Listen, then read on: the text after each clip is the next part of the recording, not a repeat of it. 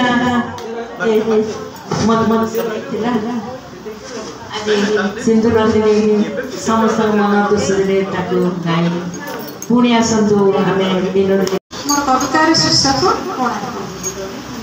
हे कोणार्क तब रूप दर्शने बखाणी अतीत स्मृति भग्न मुखशाला अपूर्व सौंदर्य विस्मित मंदिर कांति सुंदर सूक्ष्म कारुकार्य भरा कोणार्कर चित्रकला उत्कलर गल्प गौरव गरिमा बढ़ाई उत्कल सुधा द्वितीय नागुड़ा नरसिंहदेव शासन बलर कार्य चंद्रभागार अर्क क्षेत्र में पूजा करुले सूर्य 12 वर्ष धरी 1200 बढ़ी कले मंदिर गठन सामान्य धर्मा मुंडी मारी प्राण कर विसर्जन उत्कलर कला स्थापत्यर कथा खोदित चित्र तुहे जुग जुग धरी 1200 शिल्पीर कारुण्यर गाथा अयुत जुगरू आम ए कोणार्क होइछि दंडायमान कालर कराळे कबलित आज मंदिर जीर्णशील उत्कल भूखंड काही क्यों कालू सारा विश्व प्रशंसित कोणार्क पाइछि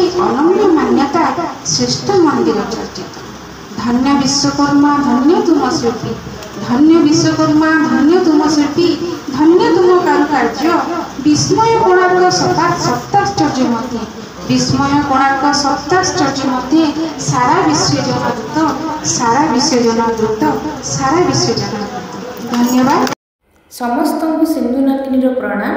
ये थिला चतुर्थ कोणार्क जातीय साहित्य महोत्सव में मोर भजन भकत विदुर सारबोझा दे एवं कविता कोणार्क आवृत्ति करुथिबार मुहूर्त आपण मानकु मोर भजन एवं कविता किपरि लागिला लाइक कमेंट माध्यम मतामत जणाइबे मो चैनल को सब्सक्राइब करेंगे। धन्यवाद। जय जगन्नाथ।